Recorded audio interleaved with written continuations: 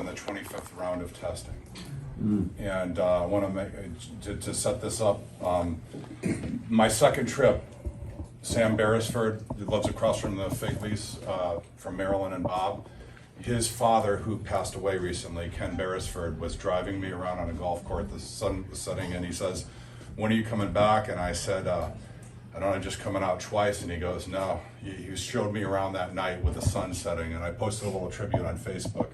He said, "Scott, you and everybody else that have come out have made me believe in humanity again." And I said, "You know what? Spending the day with you, Ken, made me believe in humanity again." That's why I'm stopped. I mean, I've literally stopped my other businesses, and I'm not giving up this fight. And I can tell you, in over 60 disasters, the people in this room, people beyond this room, have made me believe in humanity again, and that good can triumph over evil, and truth can triumph over fraud. And I'm here for the duration. Right. And I just want everybody to know that this community, I've never seen a community as smart as this, as committed, and as stubborn as this. And I'm pretty stubborn, so I feel like I fit right in. But with that being said, you know, also government accountability project, I wouldn't be able to continue with the EPA, and I have hashtag Bring It On EPA, Norfolk Southern, and PR people, all that stuff. You know, they can keep coming. But Leslie Pacey, who reached out to me, she's in the back. She has a sign-up sheet. Government Accountability Project reached out to me, and they've got a team of lawyers. The EPA has been sued for the Freedom of Information Act. And the question is the EPA has an open invitation for me to test side by side, still do. And I'd be the first to say, point out what I'm doing wrong. They say, we accept Scott's results. We don't see a need to test side by side. And then for them not to comply with the Freedom of Information Act request, and she can get you the lawsuit, what do they have to hide? And then the third thing is affected residents that are reporting health symptoms, the EPA won't test their property.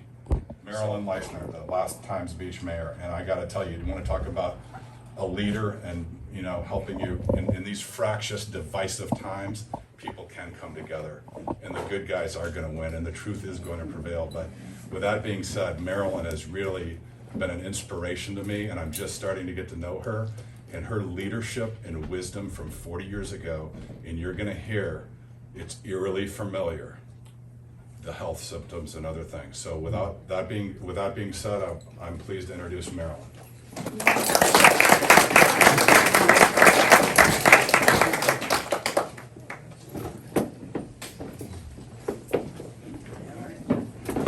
I'm sorry to be here like this, and I wish this room was so full that all of you were here that are missing, because there's safety in numbers. At Times Beach, 93% of the people fought for a buyout. There was just a small number that did not. And I don't see the big numbers here, which is important. Times Beach was a very small community, some 27 miles west of St. Louis. We were situated with the Merrimack River on one side, the railroad on the other side, and Interstate 44. In 1982, a local reporter called our city hall and said that he saw Times Beach on a list of sites suspected as having been sprayed by a waste oil hauler with dioxin. As soon as we heard that, of course, we were contacting the EPA, and all of a sudden the EPA had set up a meeting. On November the 11th, I was coming home from work and I was listening to the news, and the Corps of Engineers was reporting that the people that lived along the Merrimack needed to move things out or prepare for flooding, and it would be a bad flood. December 5th, as the floodwaters were coming into the community, we had found a lab. The EPA told us at one of our meetings that they didn't have a lab that could do the testing for the chemical, and it would take 10 to 12 months. But fortunately, having talked to the waste oil hauler, he told me the name of a lab. We gathered the money by selling city stickers. Well, let me find it. You moved all around there. That said ignorance is bliss for $10 a piece. That was the name of the trucking company. We managed to sell enough of those city stickers to get $2,700. The problem with what we did was we only had enough money to tell us the dioxin was there, not to tell us the levels. But when the EPA realized we had a lab, they contracted our lab also. So when the water was coming up on December 5th, their people were testing for the chemicals as well as ours. On December the 10th, I received a call from the lab telling me that there was a problem with the spectrometer, that something was jamming the spectrometer. And I asked her what would do that, and she said there was only one thing that would do that, and that was PCBs. So there's a chain of command that I had to follow. I had to notify the governor's office first, so I called the governor's office. He asked me to get the numbers, and I called the lab back, and they said the PCBs were 50 parts per billion. And of course, at that time, the Missouri DNR told me that was a safe level. On December the 13th, we revealed to our residents that the dioxin was there, but we couldn't tell them how much. On December 23rd, the state of Missouri and the EPA held a meeting in what used to be our city hall with some of the residents that had moved back and were living in the community. They instructed those residents that were in town to get out, not take anything with them, and the people that were out of town not to come back. It was difficult to leave what we had worked so hard to earn, but yet we had to consider the safety of our children. I left the community in a boat with my daughter and our little dog. My husband, we were going out. We were in his John boat, and it looked like the water had stopped running this way in front of our trailer, but it was going backwards. So I thought that it was going down, so I said I wanted to get in the boat and go see the damage that it had done to the community, because at that time I was an alderman. My daughter decided she wanted to go, and we put the dog in the car. We were going up Maple, and there was a pallet company across the highway, and there were pallets floating. One of those pallets hit the motor on the boat and knocked the forward gears out. We got landed up against one of the homes up the street. My husband finally got the motor going. We went out in reverse. So we safely got out of the community. The water came up 4 feet in 45 minutes. And as we were going out, I was concerned about what was in that water that we were going through. After all of the water started to go down, we were allowed to go back in the community on Thursday. You can see here, this gentleman is rebuilding the inside of his home, not knowing that we were going to be bought out. We had voted ourselves out of the flood insurance program, so we couldn't go into temporary housing under the insurance. People were staying with friends and neighbors, and 2 of the local Holiday Inn let us stay there for free. Then on February the 22nd, we received a visit from Ann Burford, who was in charge of the EPA at the time. Ann came there to tell us they were going to buy us out at fair market value. We were concerned about what fair market value would be, but we soon learned, and this is our visit. She stayed behind the glass doors. She wouldn't even shake my hand. But Wow. we did learn that there was going to be a buyout.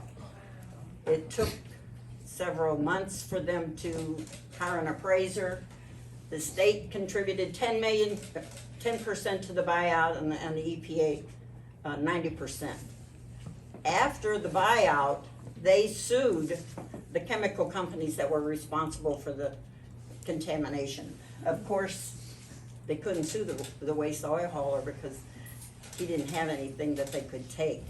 So he kind of got out of it. But the flood damage to the homes was major. When the first offers came out in June, the offers were low, as you can see. So the residents spray painted the offer on their home with newspaper reporters. After that, myself and the other aldermen went to Jeff City, and we had an appeals process set in place to where if the people were not happy with the first offer, they could get a second offer, and they would get 10% more money. And then there was the second appeal. After the second appeal process, if you didn't accept the money, you went to condemnation. There were very few of the residents, only 7% of the residents went to condemnation. In July of that year, we had not been able to have Christmas in December, so we celebrated what we called Christmas in July at a city park in Eureka. All the residents got together. We had this was our Santa Claus. It was our Santa Claus in Times Beach. We had Lou Brock. Some of you may remember the Cardinal ball player Lou Brock, who came to spend time with us. He brought us Brock umbrellas and gave people Brock umbrellas and different things. We were concerned about our pets as well because they were out in it. One man found birds in a drainage ditch along the road in front of his house. The birds were dead. He called the Missouri Department of Health, and they told him to collect the birds, freeze them, and they would come and get them. He did that for weeks, and nobody ever did come to get the birds. There was another incident where there was a dog.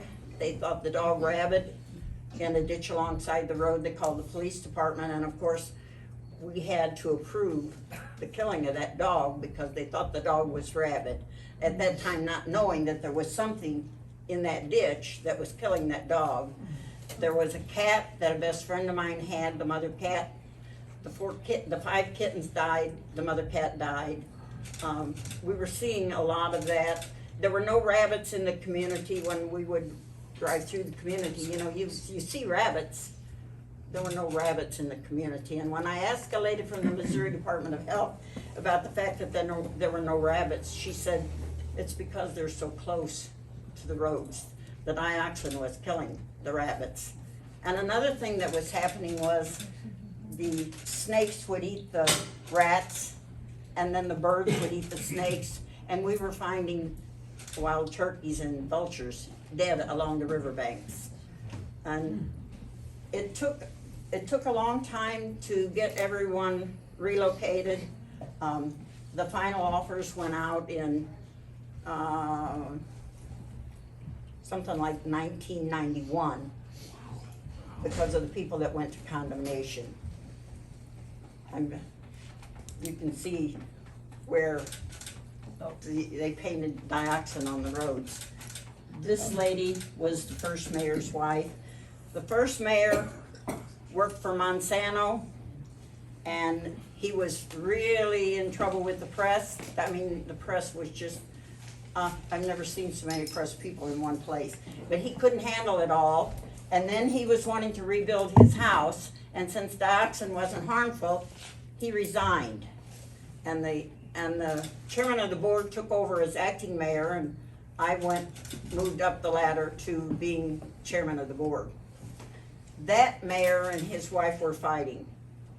He didn't want to leave the community. He wanted to stay, and you could see signs on the highway that said, Mayor Hammer doesn't speak for us. His wife ended up leaving him. They got a divorce. 2 months later, he was locked up in a motel room in the Days Inn. He was wanting to kill himself. Fortunately, the police rescued him, but he did end up divorced. As the acting mayor, when he resigned, I moved up as acting mayor, and the people behind me moved up. In 1985, we had to have an election. Since we were going to be bought out, we had decided we didn't need to have an election. But there were the 7% of the people who wanted an election because they wanted those that were in office who were supporting the buyout out of office. So the government said we had to hold that election. We held that election, and in June of 1985, I was elected mayor of Times Beach. I didn't want to do it. I begged my husband because we were already out of the community and in temporary housing, and we could move on with our lives. But people were calling my husband, and they were concerned about those that were in charge that didn't want to be bought out, and I supported that buyout. So My husband, when I came home one night crying and all upset because I didn't want to do it, he said, Marilyn, if you'll do it, I'll run for city marshal and we'll do it together. Of course, my husband got more votes than I did.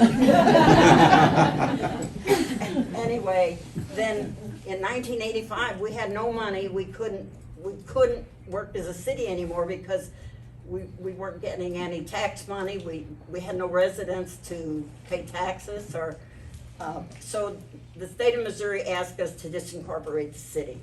So we signed papers to disincorporate the city.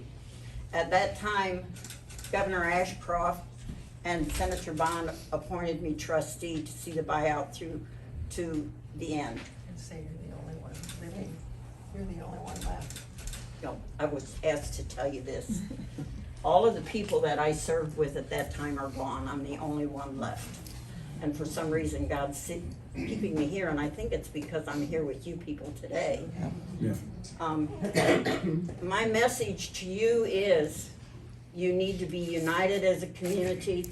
You're going to have those people who aren't going to want to be bought out, but the more numbers you have to approach the EPA and the President of the United States, you people need to put pressure on those people that are in office today, because you need to be removed from the threat.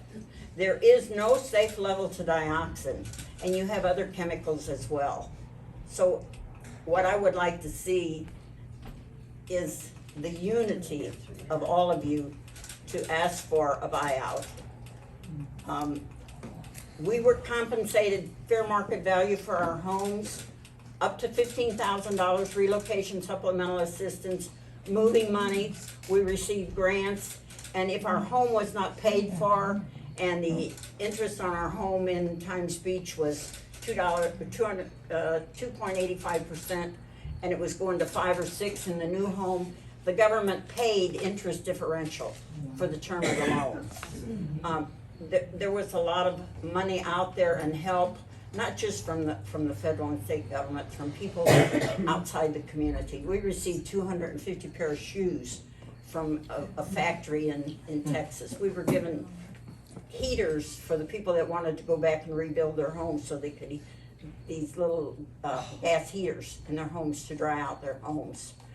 And I guess I'm here today because when I first read about this and talked to Krista, I remembered some of the things that we went through at Times Beach and how sad it was for our people to experience this. Not only were they had just been through a horrible flood, many of them had health problems. Let me find that slide. Excuse me, I'll find that slide while you're talking about your health issues. That was Lane Jumper. Oh, yeah, let's run through these real quick. I'm not good with the press, so, and back then I was horrible. So I appointed someone to be my speaker, and I basically tell him what to say. He did a great job. The president put a committee in place, and the first time they met in Washington, D.C., and he told them everything that was going on, that committee was stopped. It never met again. We never did know why. We received help from all over the world, but we had to do things to make the government see that they had to remove us from the threat, because at that time there was nothing available, nothing chemically to clean up the dioxin. And we were going to be in temporary housing for years until they could find something. They set up some plots in Times Beach to do different tests of chemicals, and one of the plots was turning the dioxin. This man would go in twice a day and turn the dioxin in all 3 plots, a control plot, another plot, and the actual plot. And at the end of the 3 months of testing, it was learned that it would take 100 years for the sun to degrade the dioxin in that community. And when they they knew in 1974 that Times Beach was contaminated, but they did nothing. Right. They thought then that the sun would degrade the dioxin, it would go away, and we would not have to be relocated. But with that test, they learned that the dioxin was there forever. They cleaned up Times Beach. They cleaned it up to 20 parts per billion and covered it over with 6 inches of clean fill. And they turned it into a state park. You can visit the park. You can't dig in there, and you can't spend the night. They lock it up at night and they unlock it in the morning. A lot of the residents do go back, and from time to time, every year they have a reunion in September in the park for the former residents of Times Beach. Let me find that. Got the reunion back here. Here we What you go. showing the town mound? Okay, you wanna go back to the town mound? Okay, so there's the park. This is Route 66. This is the only building left standing, and it was out of the floodplain. It was called Steiny's Inn.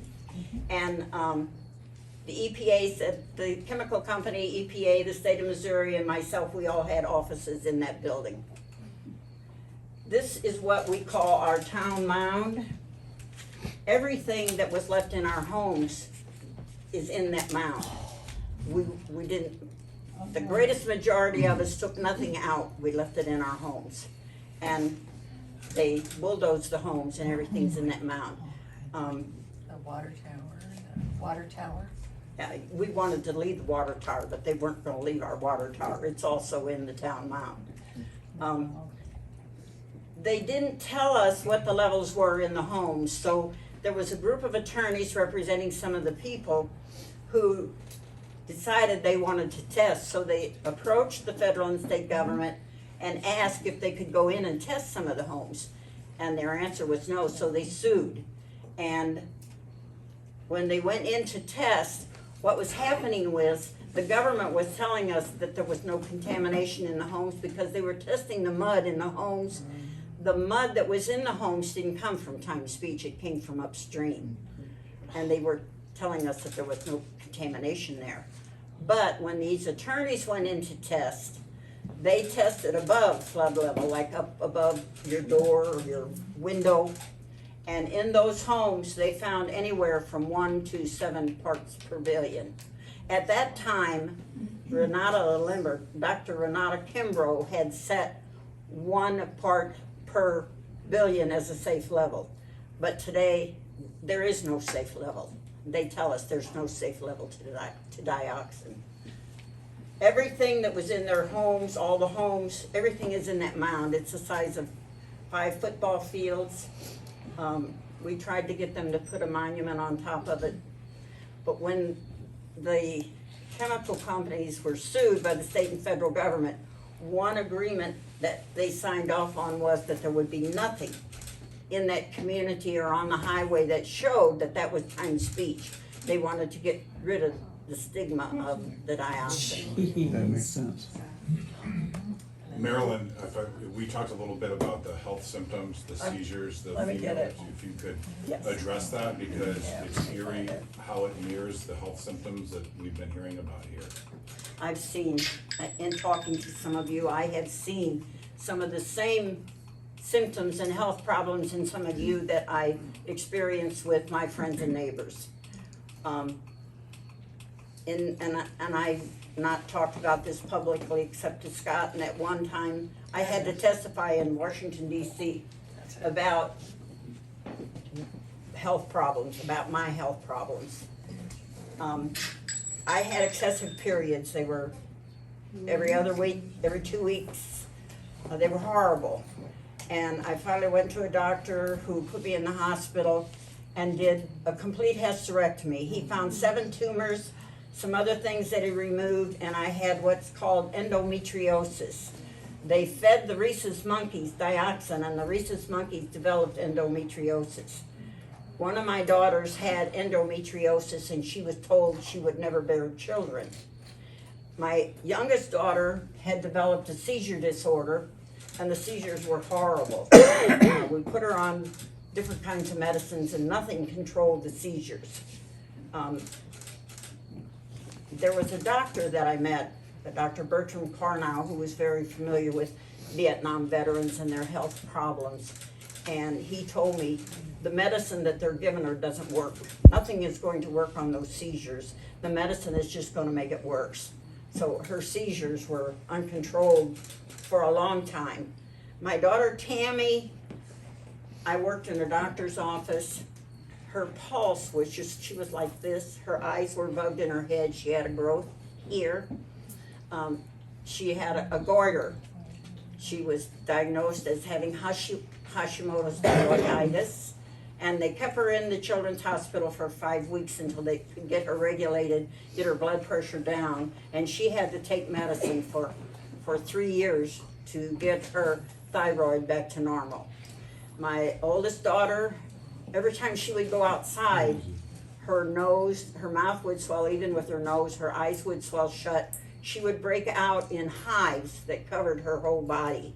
The rashes, she had the start of chloracne, and the rashes were just horrible. I see those in some of the pictures that I've seen. I see so many of those health issues among you people. And the problem that we had when the people were going to the doctor to be treated for some of their health conditions, the doctors didn't know anything about dioxin or what dioxin caused. And so they couldn't, all they could do was treat the symptoms. And I'm sure that's happening here as well. Yep. Do this one. This was my first husband. He was the road commissioner for a short while.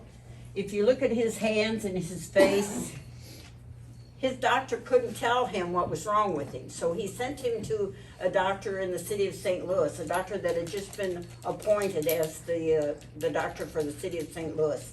That doctor diagnosed him with porphyria cutanea tarda.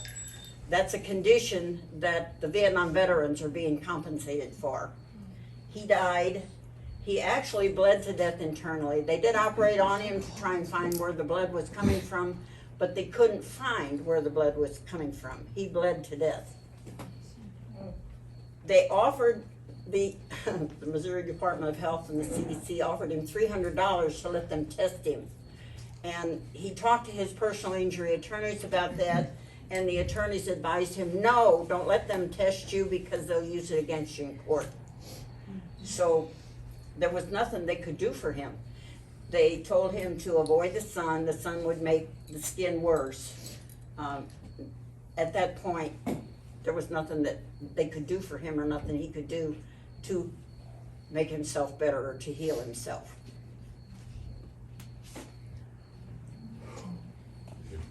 Were there pregnancy problems and birth defects or anything like that? We did have one man that had to have both breasts removed. He had cancer of the breast.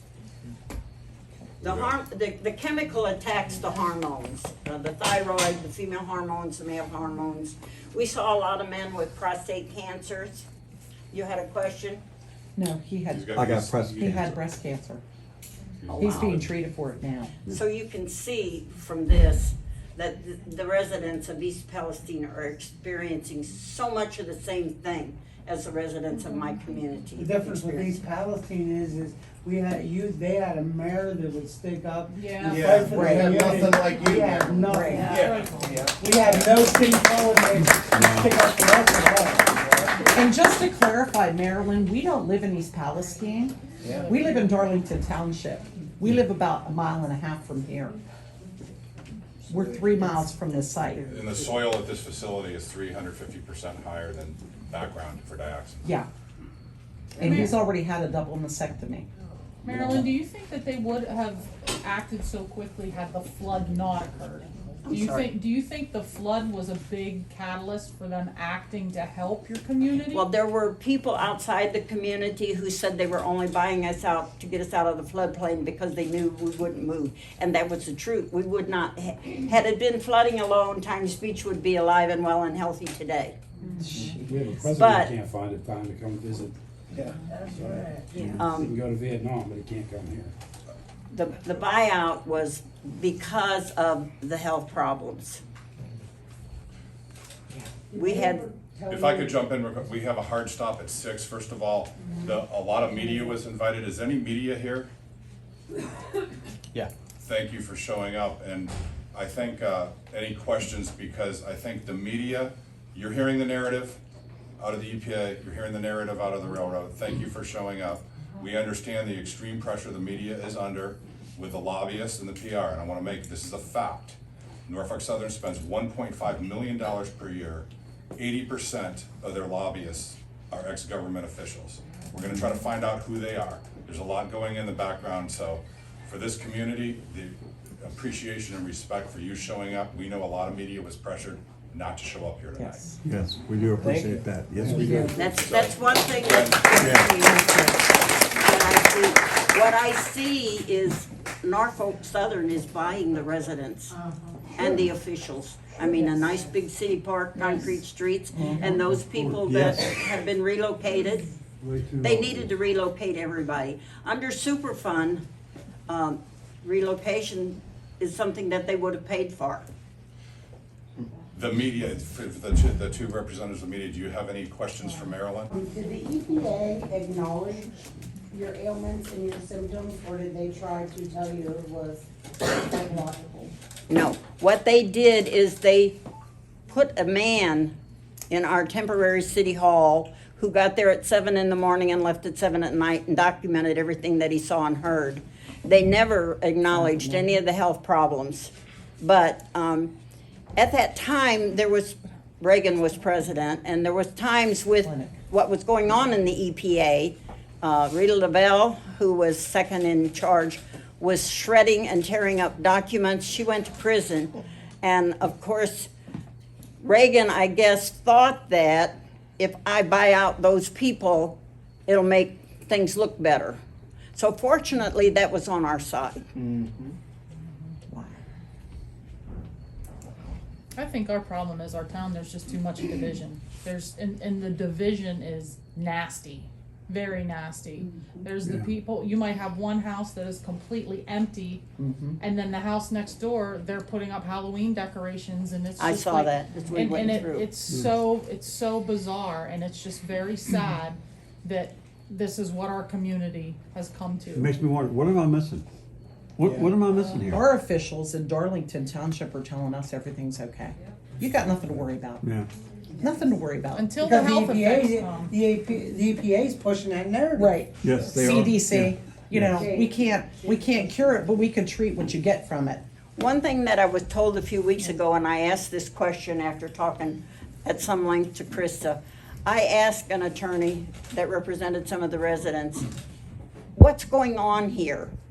And what he said was that the dioxin is so prevalent in our community that there's no way they can clean it up, and there isn't enough money to clean it up. So they're trying to avoid the issue. That makes the most sense I've heard yet, right there. Yep. Yes. Yeah. Heritage Valley Hospital was told, I'm sorry, I'm a little hard hearing. Heritage Valley Hospital was told not to test.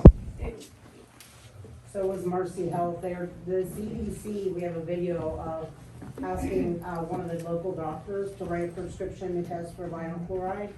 And they were told that, or we were told that a memo was sent down from the CDC telling them not to test for vinyl chloride in our system. They don't want to know. Right. That They was don't it. wanna know. They said that it should be gone from our system by now. That's if we were only exposed on February 3rd. Right. Dioxin stays in your system for 7 years. Yeah. That's the life of the dioxin in yours. And it turns into something else, and you pass it on to your family, Yes, your it's children. generational. Yes. And if you be kind of loud, I have an ear infection. I'm a loud person, you know. My daughter got pregnant, you know, about the time like in December, and her baby, it was 8 weeks early. I mean, late, yeah, early. Did anything like that happen? to Yes. women? Right next door to me, there was an infant barn with all kinds of health problems. I mean, it was sad. The infant lived to be 2 months old, but we saw a lot of miscarriages. My daughter had a miscarriage. I mean, she had the baby and he's doing good so far, but it's just like 8 weeks early. And I can tell you She some wasn't too good. that happens. Are you the family that live close to Times Beach? No, No, behind her. Okay. it's behind me. Okay. You look kind of familiar. Well, no, I moved there in '86 and lived in Baldwin, so Oh, I okay. kinda was, Away from the hazard. right, but heard about all of it and it was down and I remember driving past it and, There were 28 sites in Missouri. I saw somewhere where it said 27. There were 28 sites in Missouri, and those are the only sites that they knew about. There are still sites out there, but those were the only sites the truck drivers could remember spraying. Those were the only sites that Judy Pyatt, who owned the stable, saw when she followed the Bliss trucks. So there are other sites out there. One thing Russell Bliss told a couple of his drivers was to go along the shoulder of the road on Interstate 70. The driver drove the shoulder of the road, opened the spigot of his truck, and unloaded everything on the shoulder of the road. There are sites, there's a site over in East St. Louis, Illinois, where there are barrels, where Russell Bliss took the barrels. He stored the chemicals, the waste, in Frontenac in a big tank. Marilyn, talk about this map, how it was, the streets. This is not one of the newest or the best maps, but the red shows the highest levels of dioxin in the community. You can see, this is the community that was contaminated. This is the interstate, the railroad tracks, and the river. One thing that they did when they were doing the cleanup, they tested the sediment in the Merrimack River, and they found dioxin in the river, chlordane. They posted signs up and down both sides of the river that said, limit consumption of fish from the Merrimack River to once a month. Yeah. Marilyn, I have a question. Would you reach out to Michael Regan or help us reach out? I'm happy to call anyone, but they won't return my calls. Yes. I've tried. Yeah. But if you'll give me the name and phone number, I'll I try will give again. you his assistant, Rosemary. That's the head of the EPA, Michael Regan. Well, we were just in a EPA office downtown. I was Thank you for angry coming. because I saw that small child and 3 school children carrying their books coming home from school, walking on those streets. I couldn't believe that they're allowing that to happen. My daughter's boyfriend, 18 years old, was in Palestine only for school after the derailment because I would not bring my family back to my house. And he went into our home to feed the bearded dragon, and he is 18 years old with vinyl chloride in his urine. There are children, Jamie's nieces, younger than him, that have it. And we're being silenced, and then by our community too. We've had things, I've had a ton left on my porch. We've been through lots of things. And I think we're getting the answers. They're just not the answers we want to hear. I will tell you, catty corner across the street from me, there lived a family. The father was a Vietnam vet. Their first child was born with what's called neuroblastoma. The child died at 4 months. And they went to different doctors and said, what is the possibility of us having a second such infant? And all the doctors told them, your chance of having another infant like that are 1 in 300,000. They had the second infant, and it was also born with neuroblastoma. 8 years later, the father died with neuroblastoma. There were a lot of children born with birth defects. When we try to call the doctors currently, I found that I have some lumps, 4 of them. One thing, The doctors, as soon as you give your information, the doctors, you're from East Palestine, they don't call you back. most I of the can't find doctors a don't doctor know. to see me. The doctors don't know what dioxin causes. In the early newspaper articles at Times Beach, there was a young man who raised a family down by one of the chemical companies. His son had knots and lumps all over his body. And of course he didn't live. He lived to age 12 and passed away. And Marilyn, I guess we're experiencing a lot of division in our communities right now. So my name is sorry, Hillary, can't hear I'm her. a part of Unity Council. And we're seeing a lot of division, a lot of people very angry about the people speaking out. And I was just wondering if you had any advice for, how we keep going. I with had our that match problem too. everything. In fact, I had to have police escort for a little while, 2 different meetings that we went to. And when we appointed the young man to the committee, the presidential committee, one lady came into our temporary city hall, and of course she didn't want to be bought out. She yelled at me, she put her finger in my face and said, "He don't represent me, neither do you." And she slapped me. So Oh my my attorney wanted I to don't think sue anyone her. wants to slap any of us here. Our police officers is working for Yeah, but that's exactly what we've been told. The same thing is, you don't represent me. Of course, like you said, nobody's gonna slap us in the face because.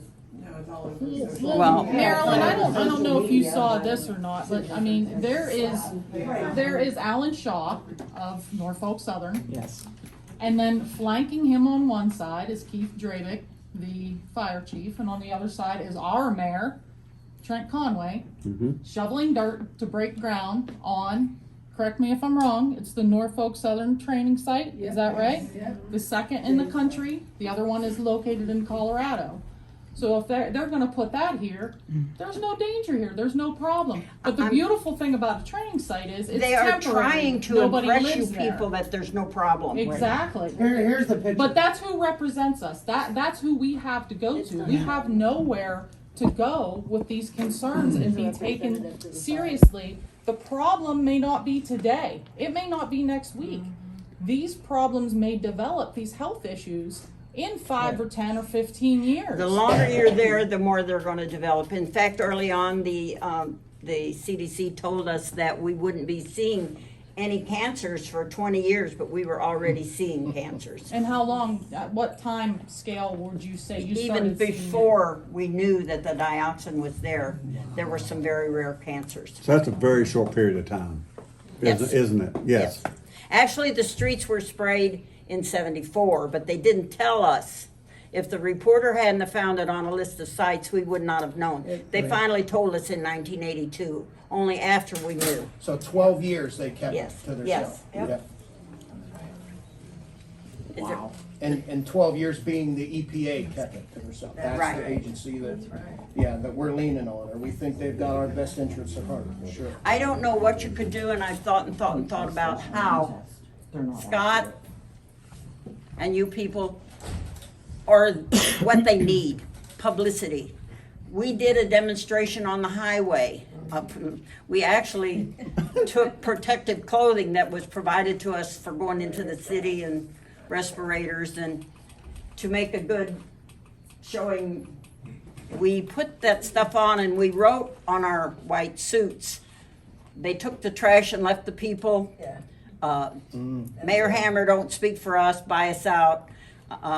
And when some of the men went up on the interstate with the respirators on, we got a call from the Missouri Department of Health, and they sent the highway patrol to make us take those respirators off, because there's a certain way you use a respirator, and they can be dangerous if you don't use them correctly.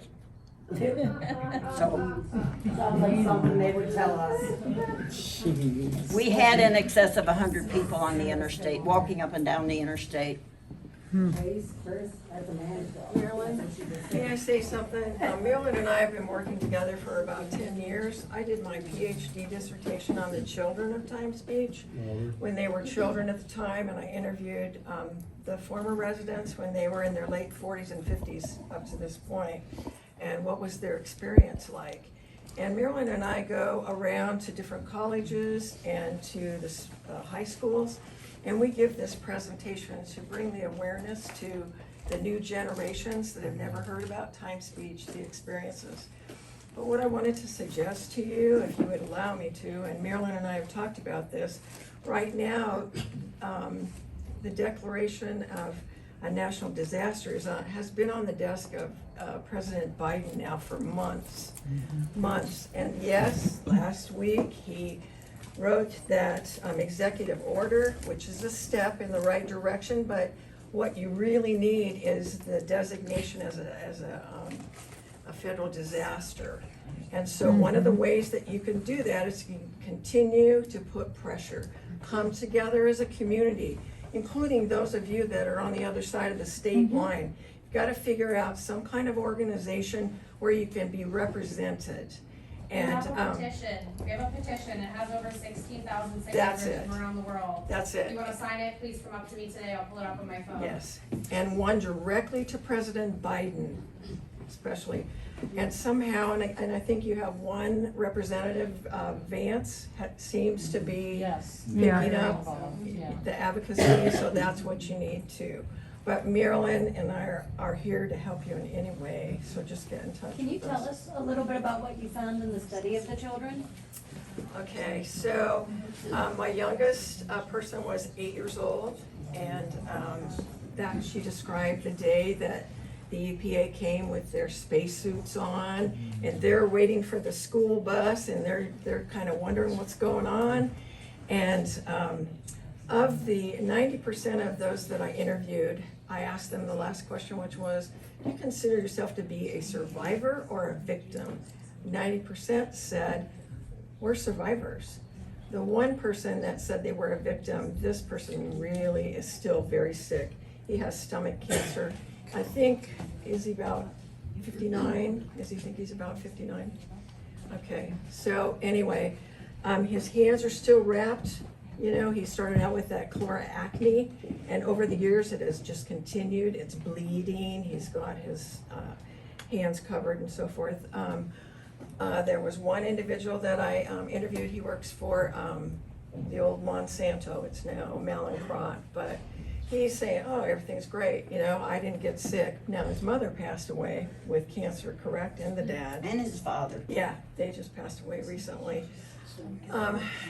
I think another thing, and Marilyn alluded to this, when the kids had to go to school, the Eureka schools, again, the teachers would separate the kids, and they weren't allowed to go to people's houses, you know, to play.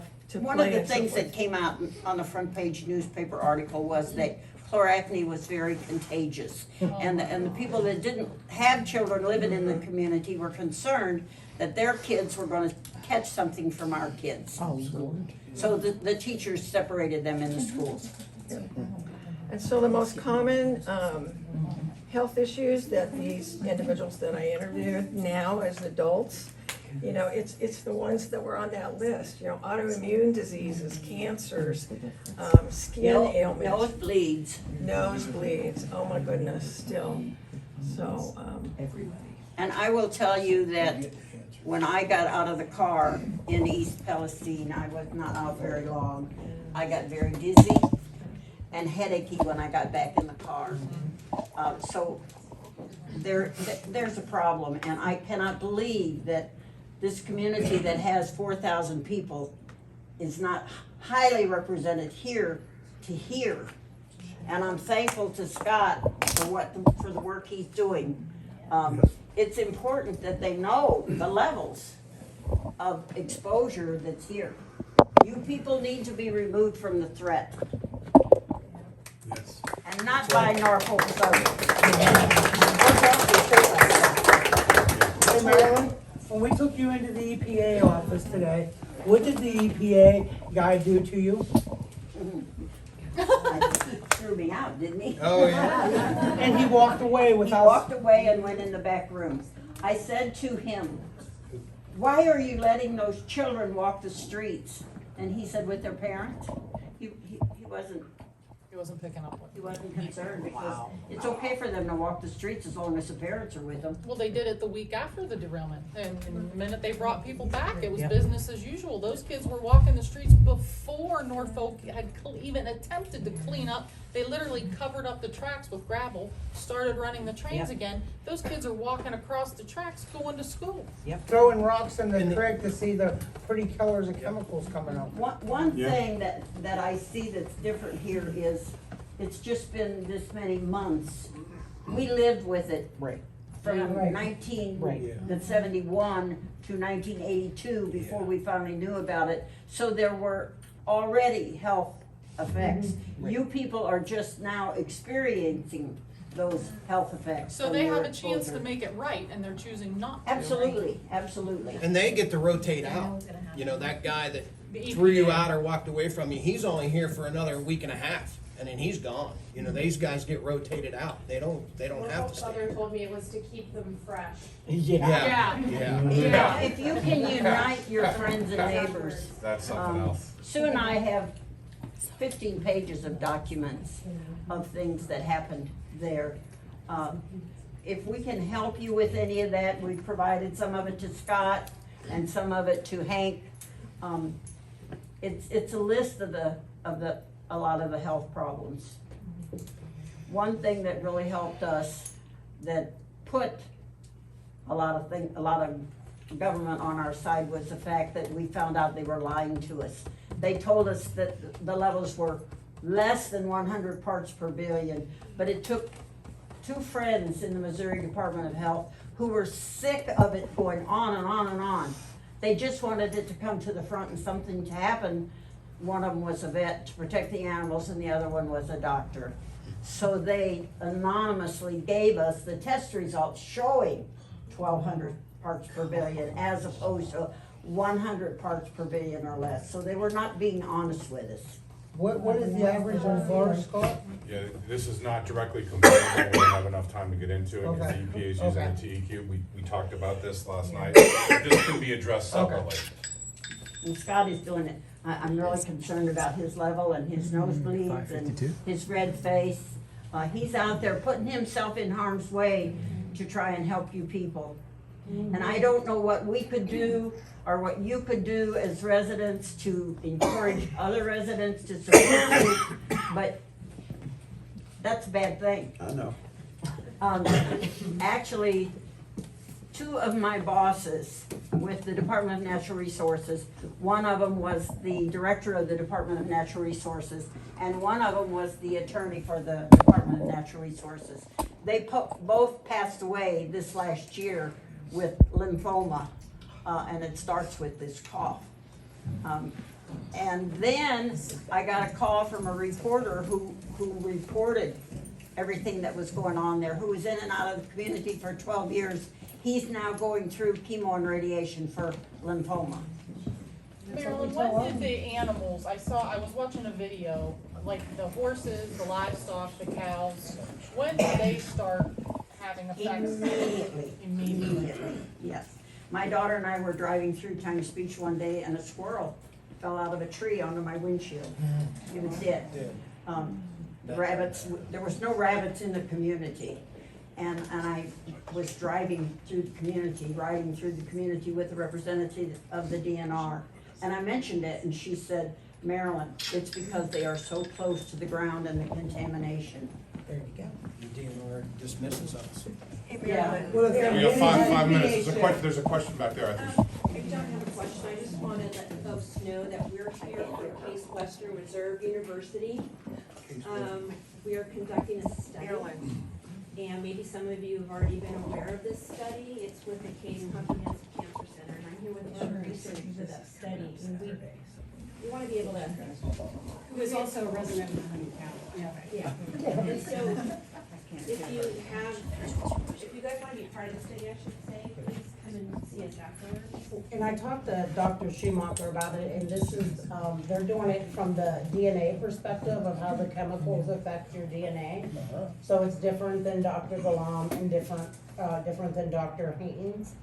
And actually, Dr. Schumacher will be at an event we're gonna hold on October 16th via Zoom to explain a little bit more about it. But Unity Council also has that data sheet that has information about the study on it. So if anybody, I don't think there's an issue with other studies, right? You can be in more than one study, because all the studies are kind of doing a different take on it, so. And I think she has some, little flyers with her if anyone wants them. Yes.